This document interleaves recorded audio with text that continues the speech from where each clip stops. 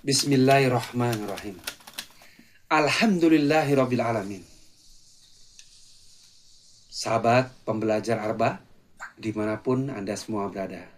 Alhamdulillah, melalui serangkaian video sebelumnya, kita sudah sampai pada pembahasan tentang peradaban.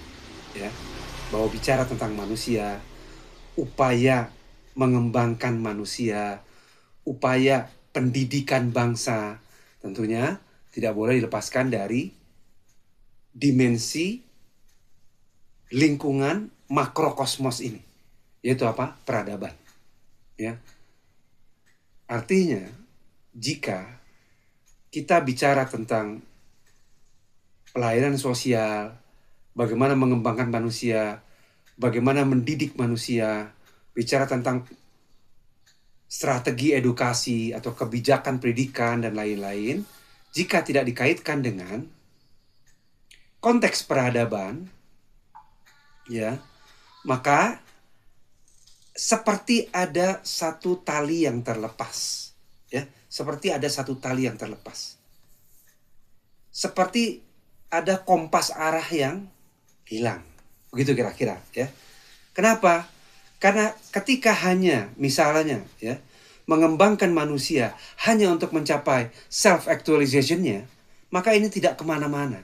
Banyak orang, banyak tips, banyak cara, banyak strategi untuk membuat orang mencapai aktualisasi dirinya. Lalu apa?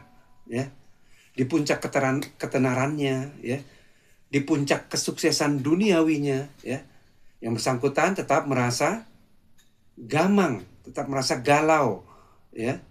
Artinya batinnya tidak tenang, ya, dan banyak hal terjadi, depresi, stres, ya, lose meaning, ya, sampai ke bunuh diri tentunya. Ya, artinya ini bukan satu dua kasus saja. Ketika kita berkaca pada penelitian yang dilakukan di salah satu kampus 5 besar dunia, ya, yang penelitian dilakukan pada lulusan-lulusan terbaiknya selama longitudinal 15 tahun, ya, maka apa yang terjadi 15 tahun kemudian pada para lulusan terbaik di universitas terbaik di dunia ini, ya, 25%, ya, kurang lebih 30-35% itu melakukan fraud, ya, artinya melakukan manipulasi keuangan di perusahaannya, saking cerdasnya.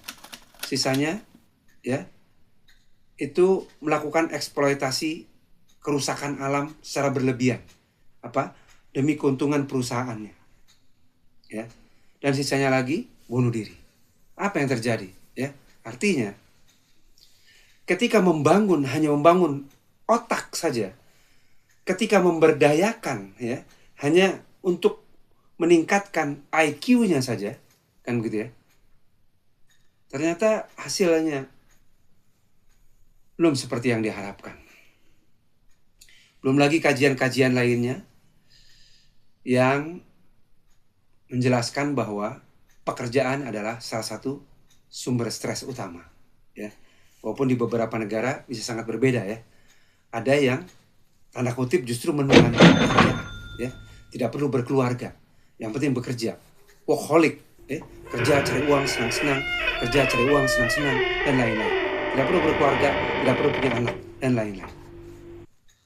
Artinya, ya, ya, pekerja sosial, mungkin juga psikolog, ya, dan profesi yang serupa, itu garda terdepan seharusnya untuk melihat kondisi ini, menganalisis kondisi yang terjadi ini, ya. Maka dari video sebelumnya kita sudah meyakinkan bahwa bicara soal ini juga harus bicara peradaban. Mengapa?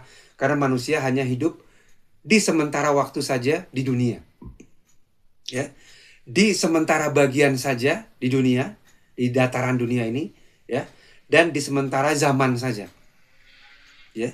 Artinya apa?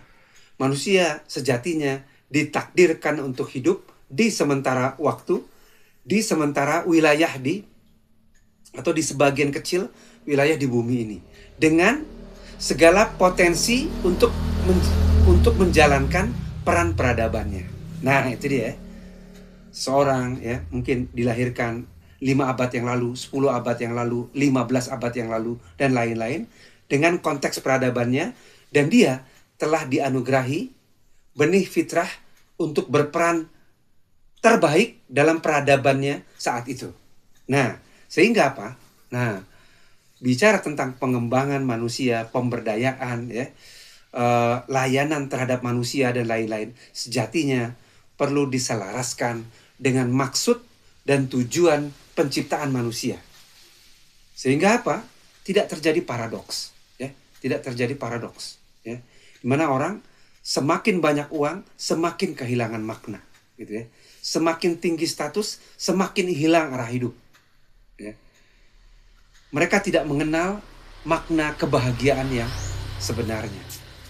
Bahagiaan dianggap sebagai kesenangan saja, pleasure. Sehingga ya hal-hal yang dianggap akan memberikan pleasure, walaupun itu mahal harganya, kemudian dicari. Mungkin konser musik, ya, mungkin jalan-jalan ke luar negeri, ke sana kemari dan lain-lain, ya. Pleasure itu dicari karena dianggap itu merupakan sebuah kebahagiaan. Namun apa? Pulang ke rumah hati tetap kosong, kolbu tetap galau dan lain-lain. Maka diperlukan aktivasi satu dimensi dari 4 keberfungsian yang dimiliki oleh manusia. Bukan hanya dimensi keberfungsian biologis, bukan hanya dimensi keberfungsian psikologis, bukan hanya dimensi keberfungsian sosial saja, namun jauh sebelum itu adalah keberfungsian spiritual. Ya, spiritual tidak selalu berkaitan dengan agama, ya, walaupun bisa sangat berkaitan. Ya, ini adalah satu benih di dalam diri manusia.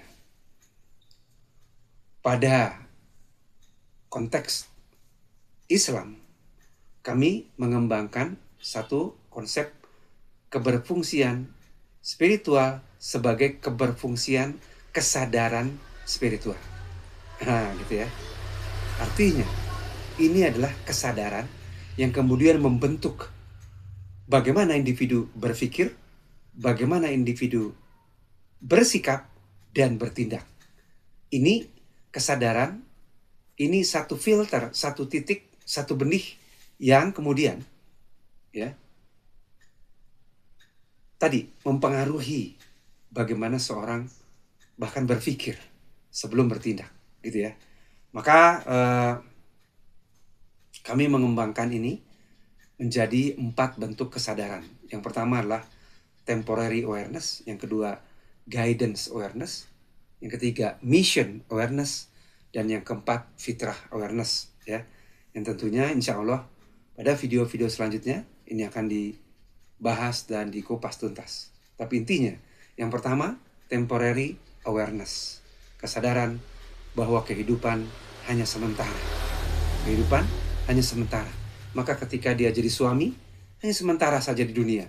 Ketika dia jadi istri juga sementara. Ketika dia jadi pimpinan, jadi bos, ya, status tinggi, jadi ketua sesuatu dan lain-lain, sifatnya juga hanya sementara. Namun apa? Tanggung jawabnya abadi. Pertanggungjawabannya abadi. Ini yang pertama. Temporary awareness, ya. Ketika orang tidak mengaktifkan temporary awareness ini, maka dia menganggap bahwa mungkin kekuasaannya selamanya, bahwa kekayaannya selamanya, bahwa jabatan dan statusnya mungkin selamanya. Dia lupa, ya, dia lupa. Dan yang kedua, dia akan lupa akan tanggung jawabnya, Jadi artinya, inilah kesadaran bahwa setiap tingkah laku itu akan dipertanggungjawabkan, ya. Maka ini sebuah kesadaran atau sebuah keberfungsian kesadaran spiritual yang belum tentu aktif menyala, ya, pada setiap individu. Nah, dan kami berpikir bahwa proses pengembangan sumber daya manusia, atau pemberdayaan manusia, pemberdayaan masyarakat dan lain-lain perlu dimulai dari aktivasi temporary awareness ini. Karena akan berbeda bagaimana orang berpikir, bagaimana orang bertindak ketika dia menyadari bahwa segala sesuatunya hanya sementara, namun yang sementara tersebut akan dipertanggungjawabkan. Ya, maka dia akan lebih hati-hati memilih kata-kata, memilih tindakan, berpikir mendalam sebelum bertindak, dan lain-lain. Yang kedua, guidance awareness. Okay? Ini adalah kesadaran di mana manusia merasa lemah, merasa tidak berdaya tanpa bimbingan, tanpa petunjuk. Disinilah kesadaran bahwa tanpa petunjuk dari yang menciptakan manusia tersebut, manusia akan mudah sesat, mudah hilang arah, tidak tahu jalan, tidak tahu arah, tidak terbimbing untuk mengetahui mana yang baik dan mana yang buruk, tidak terbimbing ya untuk mengetahui mana langkah yang menghasilkan manfaat atau mana langkah nanti yang banyak menghasilkan mudarat. Begitu kira-kira ya. Insya Allah nanti kita perdalam lagi. Yang ketiga adalah mission awareness. Kesadaran bahwa setiap orang dilahirkan dengan maksud penciptaan tertentu. Dengan maksud penciptaan tertentu. Oke? Tidak ada yang Allah ciptakan sia-sia. Semuanya ada maksud penciptaannya. Kenapa seorang ditakdirkan diciptakan, dilahirkan mungkin di padang pasir, di atas gunung, di es, di tepi pantai, atau di peradaban 5 abad yang lalu, di peradaban 10 abad yang lalu, atau bahkan di peradaban modern sekarang ini. Semua ada maksudnya. The purpose of life. Maksud penciptaan. Yang itu kemudian menghasilkan mission of life. Atau tugas dari penciptaan. Dan terakhir, fitrah awareness. Untuk menjalankan tugas itu, manusia sudah dikaruniai fitrah, benih kekuatan, benih bakatnya, benih kemampuan berpikir, benih tumbuh kembang apakah sebagai ar-rijal laki-laki atau an-nisa perempuan. Sudah dikaruniai benih estetika dan bahasa untuk dikembangkan. Untuk dia bisa berperan baik dalam peradaban tersebut. Menjadi aktor peradaban. Bukan menjadi korban dari dinamika atau bahkan kebiadaban peradaban. Sudah dikaruniai itu semua. Oke? Maka seyogianya good life akan tercipta apabila keberfungsian spiritual ini activate gitu ya pada individu. Sehingga langkahnya akan terarah ya. Dia sadar penuh siapa dirinya, mau kemana, sadar penuh bahwa dirinya diciptakan untuk apa, dengan maksud apa, ya, dan lain-lain. Ini akan memberikan perbedaan nyata pada pola pikir, pola sikap, dan pola perilaku individu. Itu.